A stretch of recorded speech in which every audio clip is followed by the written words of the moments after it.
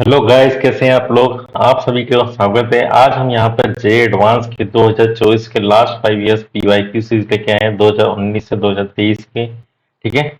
आज हम यहाँ पर पीवाईक्यूज के अंदर एटॉमिक स्ट्रक्चर को डिस्कस करने वाले हैं। ठीक है, तो हम ज्यादा टाइम वेस्ट नहीं करते हैं, अपना पीवाईक्यूज को सॉल्व करते हैं। ठीक है।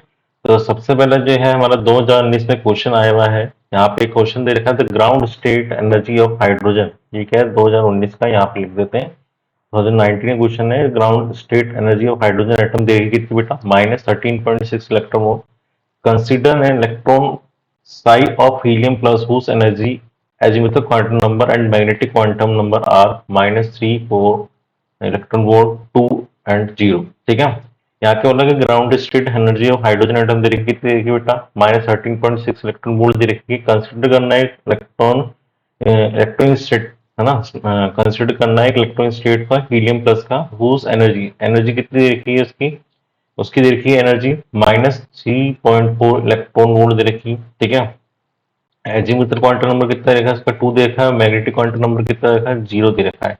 इसमें स्टेटमेंट बतानी कि स्टेटमेंट कौन सी होगी। तो हमारे पास हमें पता है कि एनर्जी का फॉर्मूला क्या होता है, ई एन इक्वल्स टू कितना होता है बेटा, -13.6 Z square upon N square electron volt होता है।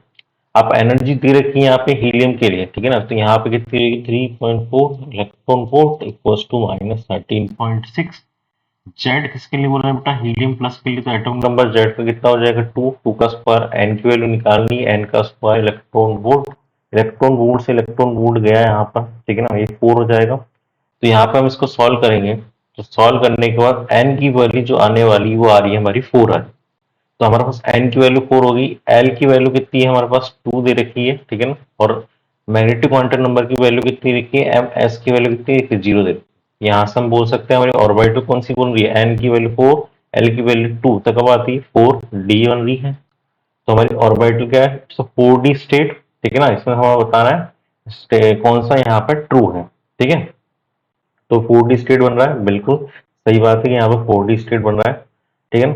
The nuclear charge experience by the electron in this state is less than 2 electron where is the magnitude of the electronic charge. ये क्या बोल रहा है, जो न्यूक्लियर चार्ज एक्सपीरियंस किया जा रहा है इलेक्ट्रॉन का इस स्टेट के अंदर, वो क्या है, लेस देन 2 इलेक्ट्रॉन है। Where is the magnitude of electronic charge, E is the magnitude है। ई का है हमारा मैग्नीट्यूड ले रखा है, क्या है, ई is the magnitude of electronic charge. तो यहाँ से हम बोल सकते हैं कि यहाँ पे क्या है कि यूनि इलेक्ट्रॉनिक स्पीशी दिया हुआ है अपन ने। ठीक है ना, क्या ले रखा है, यूनि इलेक्ट्रॉनिक स्पीशी यहाँ पे हमारा हीलियम प्लस ले रखा है। ठीक है ना। तो यू यहाँ पे क्या हो जाएगा भाई, आउटर मोस्ट शेल में कितने इलेक्ट्रॉन है यहाँ पे, 2 इलेक्ट्रॉन होना चाहिए थे। ठीक है। यहाँ पे 2 इलेक्ट्रॉन होना चाहिए, पर हीलियम प्लस है तो 1 इलेक्ट्रॉन यहाँ से निकल चुका है, तो बचा कितना, 1 इलेक्ट्रॉन है। तो अंदर तो इलेक्ट्रॉन है नहीं। ठीक है, एक ही आउटर मोशन में इलेक्ट्रॉन है, तो 2 इलेक्ट्रॉन का यहाँ पर कोई भी न्यूक्लियर चार्ज एक्सपीरियंस नहीं हो रहा है। तो यहाँ पे बोल रहे हैं कि 2 इलेक्ट्रॉन का एक्सपीरियंस चार्ज हो रहा है कि, तो नहीं हो रहा है हमारा, कैसा हो रहा है, एक ही इलेक्ट्रॉन का न्यूक्लियर चार्ज एक्सपीरियंस हो रहा है। ठीक है। It has angular nodes, angular nodes किसके बराबर होता है, एल के बराबर। तो एल की वैल्यू कितनी रखी है, 2 दे रखी है। तो यहाँ पे बिल्कुल सही बात है, एल की वैल्यू 2 दे रखी है, तो यहाँ पे एंगुलर नोड कितने हो जाएंगे, 2 हो जाएंगे। तो ए और सी दिख रहा है आंसर।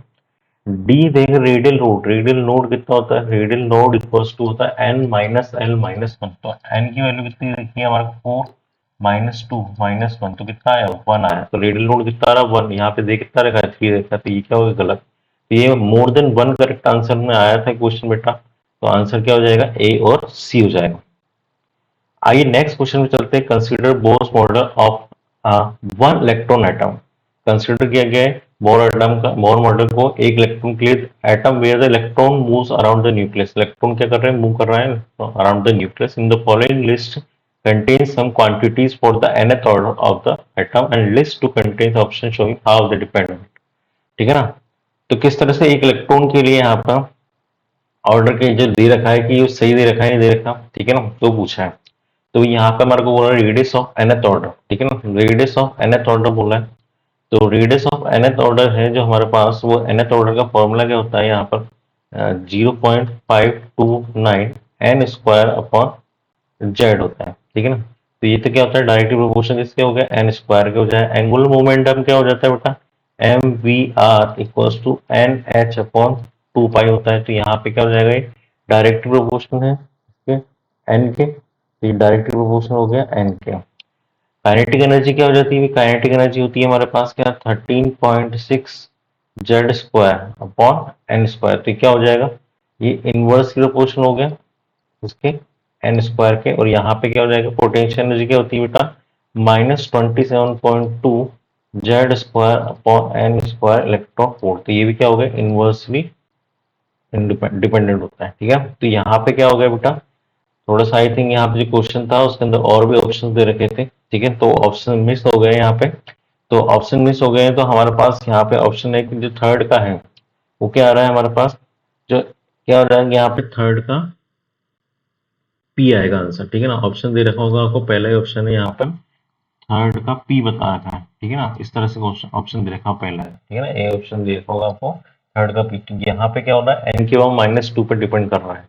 ठीक है, तो ये करेक्ट मैच हो रहा है, तो थर्ड का पी दिखा रहा है, तो ये आंसर होगा। ठीक है ना, आप ऑप्शन चेक करेंगे तो यहाँ पे इस तरह से इसको चेक करना था। तो बहुत ही आसान क्वेश्चन था ये, अगर आपको फॉर्मूला पता है तो आप डायरेक्ट इस क्वेश्चन को सॉल्व कर सकते थे। आइए क्वेश्चन नंबर थर्ड पे चलते हैं। Consider the following compound in the liquid form. यहाँ पे हमारे को कंसिडर करना है कंपाउंड दे रखे हैं लिक्विड फॉर्म के अंदर, O2 HF H2 NH3 H2 O2 CCl4 CH3 CL3 C से S6 C से S5 C। When a charge form is brought near the flowing stream, how many of them show deflection as per the following figure? भाई यहाँ पे बोला कि charge form को brought किया गया, मतलब लेके आए पास किसके, फ्लोइंग स्ट्रीम। ठीक है ना, एक स्ट्रीम लाइक फ्लो हो रहा है लिक्विड फॉर्म में। लिक्विड फॉर्म में यहाँ पे हमारे पास ये देखिए ये ग्राफ बना रखा है कि ऊपर से लिक्विड ये अलग O2HF इसके अंदर से डाल रहे हैं और यहाँ से पास हो रहा है यहाँ पर ये जो ऊपर लिक्विड हमने लिया है। तो इसमें से पूछा है कि भाई कौन सा वाला इसकी तरफ अट्रैक्ट होगा, कौन सा नहीं होगा। तो इसमें हमें देखिए अट्रैक्ट होना और ना अट्रैक्ट होने के लिए हम दो चीज देख सकते हैं, एक पोलर देख सकते हैं, एक नॉन पोलर देख सकते हैं। O2 हो जाएगा, तो O2 का स्ट्रक्चर बनाए तो O2 का मतलब यहाँ पे इस तरह का स्ट्रक्चर बनता है, जैसे पार्शियल नेगेटिव आ गया, इससे पार्शियल नेगेटिव आ गया। ठीक है ना, तो पार्शियल नेगेटिव से क्या हो जाएगा, ये इसमें तो पोल बने ही नहीं, तो ये क्या हो गया, नॉन पोलर हो गया। तो ये तो आंसर हो गया हमारा नॉन पोलर का, ये तो पास में नहीं आएगा। HF की बात करें तो HF क्या आ जाएगा, इस तरह से पास जाएगा, इससे पार्शियल नेगेटिव, इससे पार्शियल पॉजिटिव, तो ये बन जाएगा।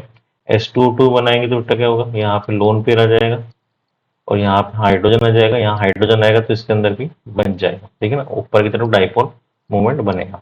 NH3 बनाया वहां पे, तो NH3 का स्ट्रक्चर किस तरह होता है, यहाँ पे इस तरह से NH3 का स्ट्रक्चर होता है, लोन पेयर की तरफ डाइपोल मूवमेंट ज्यादा आएगा, तो यहाँ पे भी क्या हो जाएगा, ये भी NH3 भी क्या बना देगा, एक पोलर बन जाएगा। H2O2 की बात करें यहाँ पे, तो H2O2 में क्या हो जाएगा, इस तरह का स्ट्रक्चर होता है।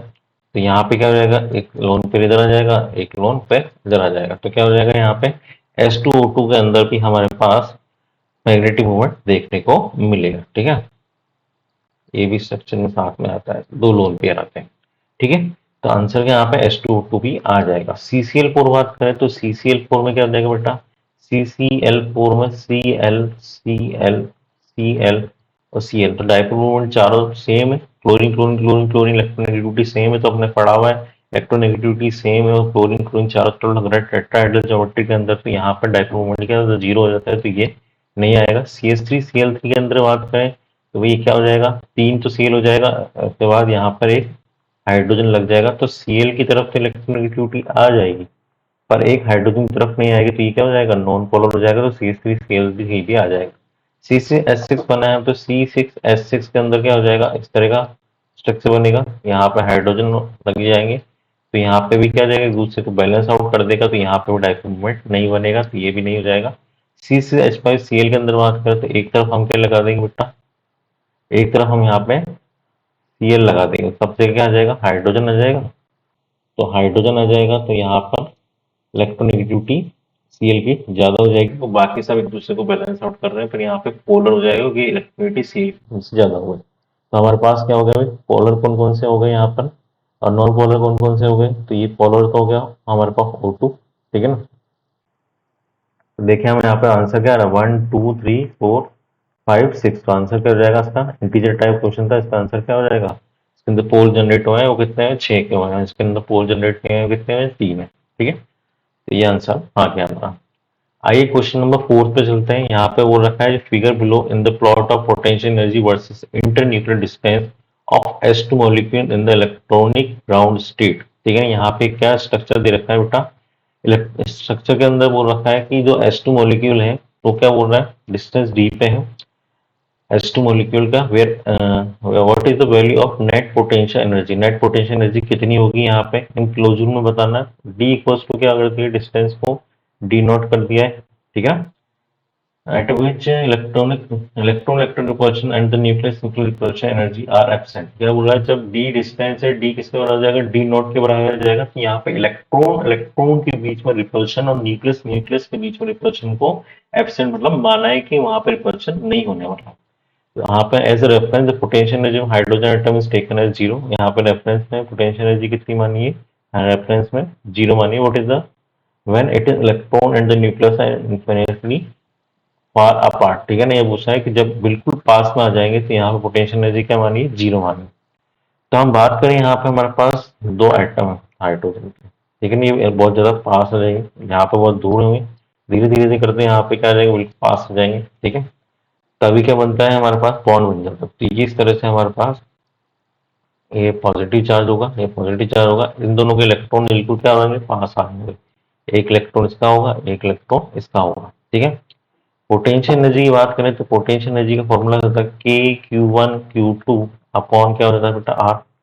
पोटेंशियल एनर्जी हम बात करें एक वन एटम के लिए तो कितना हो जाएगा, वन एटम के लिए बात करें पोटेंशियल एनर्जी जाएगी बेटा माइनस के, माइनस होता है माइनस के, तो 9 × 10 की पावर 9 हो गया, इंटू 1.6 × 10 की पावर -19 कूलम हो जाएगा, ठीक है ना। उसका स्क्वायर हो जाएगा, चार्ज ले लिया अपन ने ना, एक चार्ज इलेक्ट्रॉन क्या हो जाएगा, दो इलेक्ट्रॉन है हमारे पास, दोनों के इलेक्ट्रॉन के लिए कितना हो जाएगा 1.6 × 10 की पावर -19, ठीक है ना। दोनों Q1 Q2 दोनों चार्ज आएंगे पास में, अपॉन कितना हो जाएगा बेटा, आर डिस्टेंस दे रखी है इनके बीच में, ठीक है ना। वो कितनी दे रखी है हमारे को, अपन ने मेंशन नहीं, क्वेश्चन के अंदर ऑलरेडी दे रखी है, वो कितनी दे रखी है हमारे को 0.529 × 10 की पावर -10 दे रखी थी, ठीक है ना। तो यहाँ पे अपन इसको सॉल्व करेंगे, तो इसको सॉल्व करेंगे तो यहाँ पे पोटेंशियल एनर्जी कितनी आ जाएगी बेटा, potential energy of one atom आ जाएगी, कितनी आ जाएगी वो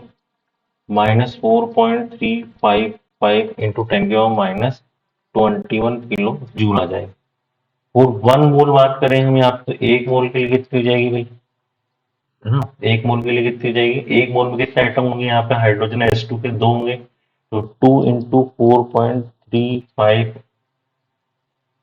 × 10 की पावर -21 इंटू एक मोल बोला है तो 6.02 × 10 की पावर 23 से मल्टीप्लाई करेंगे, तो यहाँ पे इसको सॉल्व करेंगे तो आ जाएगा -5246 किलो जूल पर मोल, ये आंसर आ जाएगा।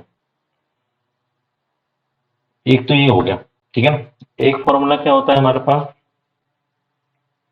एक फॉर्मूला ये हो गया बेटा, एक चीज हम और लगा सकते हैं अल्टरनेट में। अब क्या बोल रहे हैं कि दो एटम एक दूसरे के पास आ गए, है ना, और यहाँ पे जो बोल रहा है कि इलेक्ट्रॉन इलेक्ट्रॉन रिपल्शन एब्सेंट है, न्यूक्लियस न्यूक्लियस बीच में रिपल्शन नेग्लिजिबल है। अब हमारे पास हाइड्रोजन जो पोटेंशियल एनर्जी होती है, पोटेंशियल एनर्जी कितनी होती है बेटा, हमने डायरेक्ट फॉर्मूला बढ़ा हुआ कितना होती है, -27.2 इलेक्ट्रॉन होते हैं। यहाँ पे हम बात करें potential energy for two atom, two hydrogen atom को कितनी हो जाएगी, 2 × -27.2 इलेक्ट्रॉन वोल्ट, ठीक है।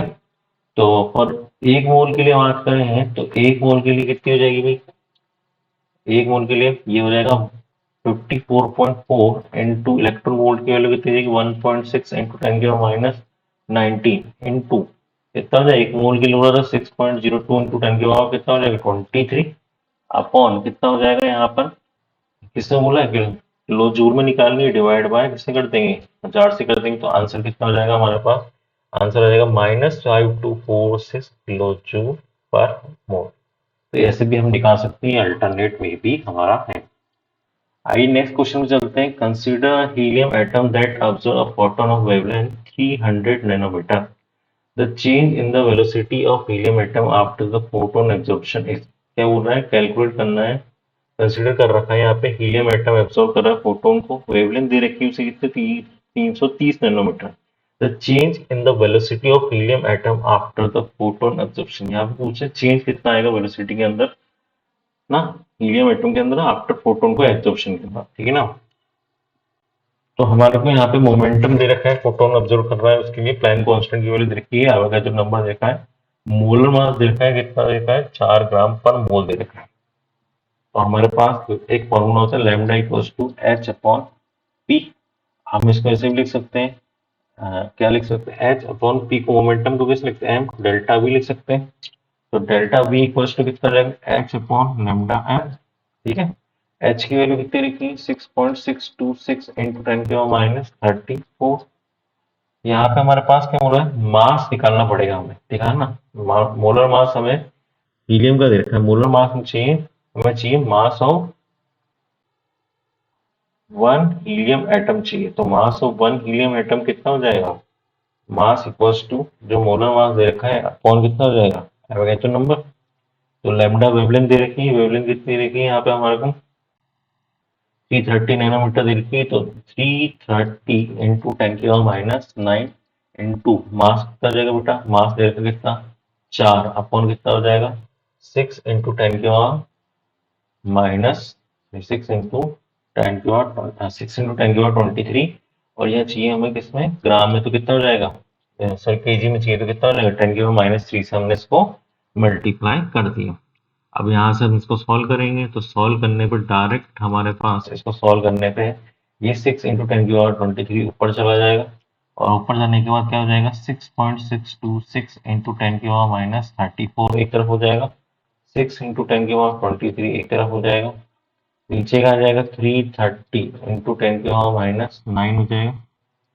और यहाँ पे क्या हो जाएगा, 4 इंटू 10⁻³ इसको आप सॉल्व करते हैं जब, तो डेल्टा वी की जो वैल्यू आ जाएगी वो आ जाएगी 0.30 मीटर पर सेकंड, ठीक है ना।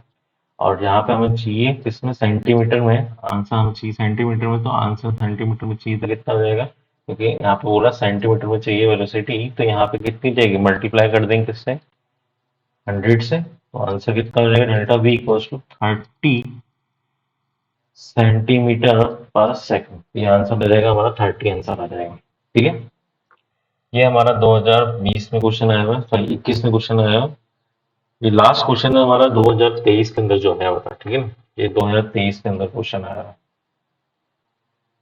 For helium plus a transition takes place, helium plus के लिए ट्रांजिशन हुआ है from the orbit of radius 105.8 picometre, 105.8 picometre से टू द ऑर्बिट रेडियस कितना है, 26.45 पिकोमीटर तक। The wavelength of the emitted photon during the transition, wavelength बतानी है हमें यहाँ पे। यहाँ पे हमारे को बोर की रेडियस दे रखी है, कितनी रखी है, 52.9 पिकोमीटर दे रखी है, ठीक है। आर एच की वैल्यू दे रखी है कांस्टेंट की, एच वैल्यू दे रखी है, सी की वैल्यू दे रखी है। तो हमें आर देखा कितना रहेगा, 52.9 पिकोमीटर, तो हमें पड़ रहा है 529 एल स्क्वायर अपॉन क्या होता है, जेड स्क्वायर। अब पहली कंडीशन में तो कितना लिखा है, 105.8 पिकोमीटर दे रखी है, ठीक है। 105.8 पिकोमीटर, 52.9 ये पिकोमीटर में देखेंगे। एन की वैल्यू निकालेंगे, यहाँ पे किसके लिए बोला, हीलियम के लिए बोला है, तो यहाँ पे कितना हो जाएगा, एन स्क्वायर अपॉन जेड होता है 2 हो जाएगा। फिर इसको सॉल्व करेंगे तो कितना आ रहा है, 2 गया। एन की वैल्यू कितनी आ गई यहाँ पे, 4 हो जाएगा, उधर स्क्वायर जाएगा तो कितना हो जाएगा, 2 आ जाएगा, ठीक है। तो ये क्या आ रहा है, ऊपर दूर से आ रहा है, तो इसकी रेडियस कितनी होगी, N2 की वैल्यू होगी, ठीक है ना। दूसरा हो गया हमारे पास, कितना लिखा है, 26.45 इक्वल्स टू 52.9 एन स्क्वायर हमें निकालना है। जेड कितना बोल रखा है, हीलियम की 2 बोल रखा है। तो यहाँ पे इस बार कितना हो जाएगा, ये कैंसिल हो जाएगा, ये हो जाएगा 2, ठीक है। तो यहाँ पे हम इसको सोल्व करेंगे तो ये कितना हो जाएगा, वहां पे 2 जाएगा, और ये भी कितना, 2 n स्क्वायर, तो एक गया, तो n की वैल्यू कितनी आ जाएगी, n1 की वैल्यू 1 आ जाएगी। अब हम फॉर्मूला लगाएंगे, ठीक है, एनर्जी हमें निकालते हैं, तो एनर्जी का फॉर्मूला क्या है, E equals to S C by lambda, ठीक है, equals to R H Z square 1/n1 का स्क्वायर माइनस 1/n2 का स्क्वायर। ये फॉर्मूला होता है एनर्जी का, ठीक है। एच और सी की वैल्यू भी दे रखी है, तो हम यहाँ पे इसको वैल्यू पुट करेंगे, तो हम डायरेक्ट पहले क्या पुट करते थे, 1/लैम्डा पुट करते थे, ठीक है ना। तो हम यहाँ पे इस तरह की फॉर्म में भी होता है फॉर्मूला एनर्जी की फॉर्म में, तो एनर्जी की फॉर्मूला क्या हो गया, equals to S C by lambda. तो यहाँ पे हमारे पास एच की वैल्यू 6.6 इंटू 10 की पावर माइनस 34 इंटू कितना हो जाएगा 3 इंटू 10 की पावर 8। लैम्डा हमें निकालना है, आर की वैल्यू दे रखी है 2.2 इंटू 10 की पावर माइनस 18 और ये हो जाएगा n1 कितना हो जाएगा 1 का स्क्वायर माइनस 2 का स्क्वायर। यहाँ से हम इसको सॉल्व करेंगे बेटा, तो इसको सॉल्व करने में हमारे पास दिख रहा है कि 2 पॉइंट इंटू 10 की पावर माइनस 8 ये गया कितनी बार में गया यहाँ पे कैंसिल हो गया 3 टाइम्स चला गया, ठीक है। तो हम इसको सॉल्व करेंगे तो 1 बाय लैम्डा इक्वल्स टू जाएगा 4 इंटू 10 की power minus 18 upon 3 into 3 into 10 की पावर माइनस 26 अपॉन इसको भी सॉल्व करेंगे, एक 1 अपन n1 का 1 अपन 1 का स्क्वायर 1 अपन 2 का स्क्वायर हो जाएगा, इसको सॉल्व करेंगे 3/4 बचेगा। अब यहाँ से देखिए 3 से ये 3 गया, 4 से 4 गया, 3 इंटू 10 की पावर माइनस 26 बच रहा है और 8 की पावर माइनस 18 बच रहा है, तो इसको सॉल्व करेंगे तो लैम्डा की वैल्यू कितनी आ जाएगी 3 इंटू 10 की पावर माइनस 8 आ जाएगी। तो लैम्डा इक्वल्स टू हम बात करें, अगर मैं इसको लिखूँ 30 इंटू 10 की पावर माइनस 9 तो ये कितना हो जाएगा लैम्डा इक्वल्स टू 30 नैनोमीटर। हमें नैनोमीटर में आंसर चाहिए था यहाँ पर, ठीक है। तो आंसर कितना हो जाएगा 30 नैनोमीटर हो जाएगा, ठीक है। Okay, thank you so much, Vita, and all the best for your exam. So please subscribe and like this channel.